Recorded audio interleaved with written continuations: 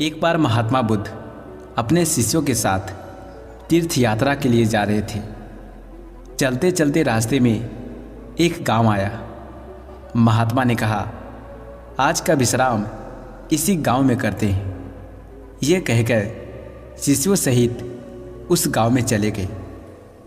गांव के लोगों ने महात्मा को देखा तो बड़े प्रसन्न हुए और महात्मा के लिए बहुत अच्छा आसन लगाया। सभी अपने अपने घरों से अच्छा अच्छा पकवान बना कर लाए। रात होने पर सभी बच्चे स्त्रियाँ महात्माओं के पैर दबाने लगे और आराम से बैठकर ज्ञान की बातें सुनते रहे। सुबह हुई तो महात्मा बुद्ध ने गांव वालों से कहा, अच्छा अब हम चलते हैं, आप सभी हम जाने की अनुमति दें। गांव वालों ने कहा, महाराज एक दिन तो और रुकिए। लेकिन महात्मा ने कहा, नहीं बच्चों, अब हम जाते हैं, कभी फिर आएंगे। ये कहकर महात्मा चलने लगे और चलते हुए महात्मा बुद्ध ने गांव वालों को वरदान दिया और कहा, सब के सब उजड़ जाओ। यह वरदान देकर वहाँ से चले जाते हैं। चलते चलते शाम हुई तो महात्मा एक दूसरे गांव में पहुँचे। वहाँ पहुँचते ही बच्चों का बड़ा सा झुंड दौड़ा आया और महात्माओं को चारों तरफ से घेर कर कोई मिट्टी फेंकता तो कोई कीचड़ फेंकता, शोर मचाने लगे। महात्मा लोग बड़ी मुश्किल से उनसे पीछा छुड़ाकर एक जगह गए और जो अपने पास फटा पुराना कंबल था उसे बिछाकर बैठ गए। काफ़ी देर बाद गांव के कुछ बड़े व बूढ़े आए। वे सभी महात्माओं को देखकर हंसने लगे और मजाक उड़ाने लगे। एक जवान ने तो महात्माओं का कंबल ही छीन लिया और कहा, इनके क्या काम आएगा, कम से कम मेरी भैंस तो ओढ़ेगी। वो महात्माओं का अपमान करते हुए चले गए। महात्माओं ने भूखे प्यासे रहते हुए बड़ी मुश्किल से रात बिताई। सुबह हुई तो महात्मा चलने लगे और चलते हुए महात्मा बुद्ध ने गांव को वरदान दिया कि सब के सब बसे रहो। गांव से काफ़ी दूर जाने के बाद जंगल में एक तालाब आया और कुछ फल के पेड़ नजर आए। तो महात्मा बुद्ध ने कहा, बच्चों यहाँ थोड़ी देर विश्राम करते हैं। वहाँ महात्मा लोग फल खाते हैं और तालाब का शीतल जल पीते हैं। तब एक शिष्य ने कहा, महात्मा क्षमा करे, हमें एक बात खटक रही है, आप नाराज ना हो तो हम पूछे। तब महात्मा बुद्ध ने कहा, बोलो बच्चों, क्या जानना चाहते हो। शिष्य ने कहा, महात्मा, जिस गांव में हमारी अच्छी सेवा हुई वहाँ के कितने अच्छे लोग थे। उन लोगों को तो आपने वरदान दिया कि उजड़ जाओ, और जिस गांव में हमारा अपमान हुआ उन लोगों को आपने वरदान दिया कि सब के सब बसे रहो। ऐसा क्यों महाराज। तब महात्मा बुद्ध बोले, देखो बच्चे, पहले गांव में कितने अच्छे विचारों के आदमी थे।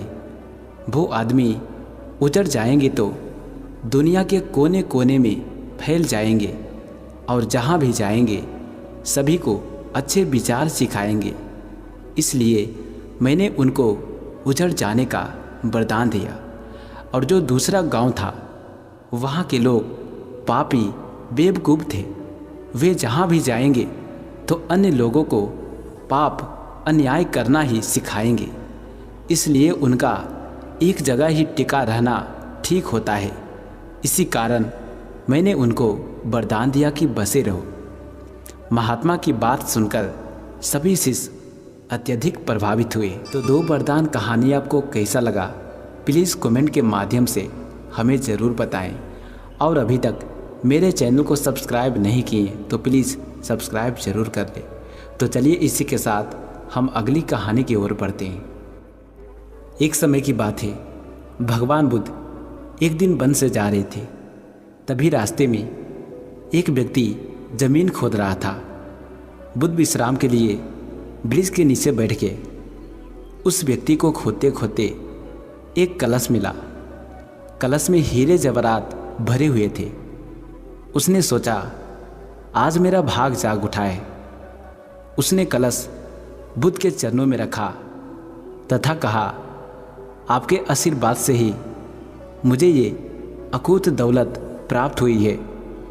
मैं इसमें से कुछ रत्न आपको भेंट करना चाहता हूँ। बुद्ध ने कहा, तुम्हारे लिए यह दौलत है, किंतु मेरी दृष्टि में यह विष के समान है।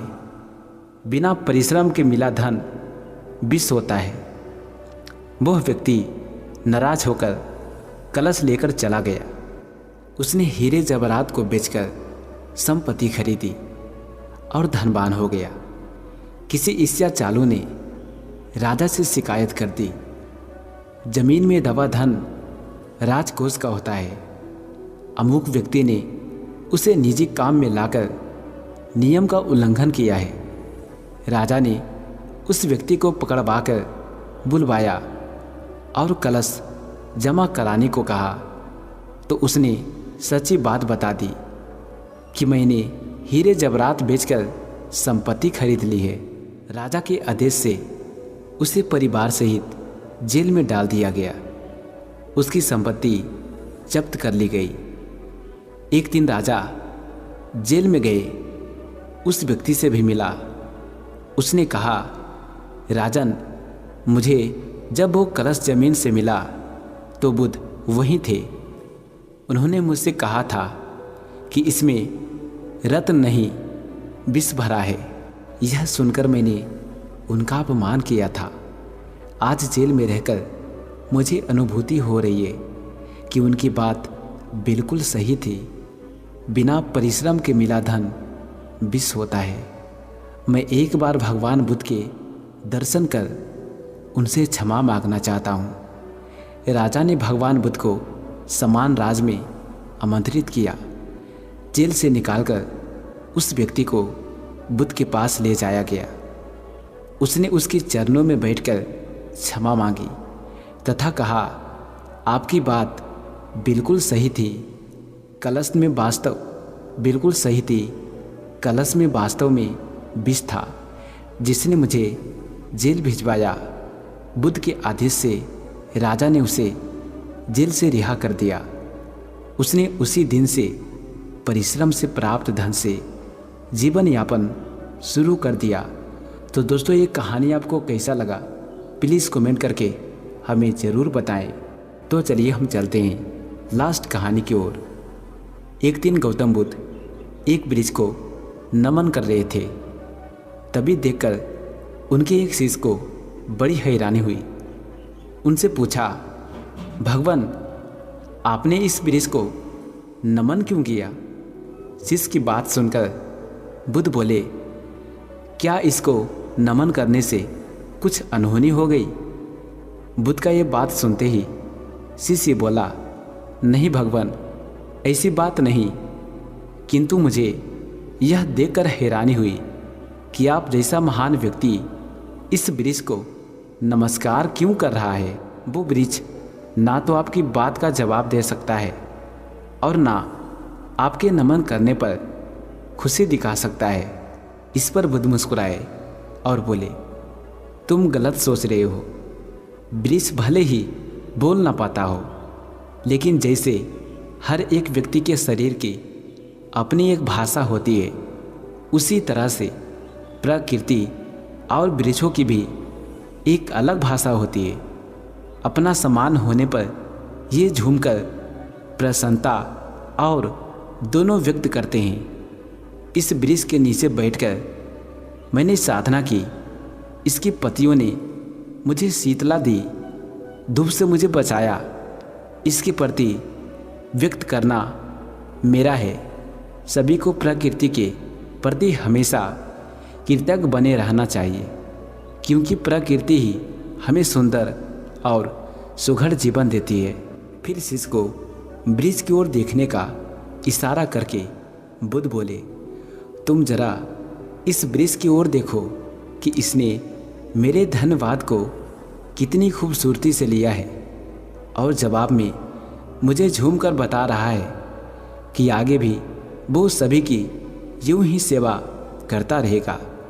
बुद्ध की बात पर शिष्य ने वृक्ष को देखा तो उसे लगा कि सचमुच वृक्ष एक अलग ही मस्ती में झूम रहा था और उसकी झूमती हुई पत्तियां, शाखाएं और फूल मन को एक अद्भुत शांति दे रहे थे। यह देखकर शिष्य खुद ही वृक्ष के सम्मान में झुक गया। तो दोस्तों, ये कहानी कैसा लगा प्लीज़ कमेंट करके हमें ज़रूर बताएं।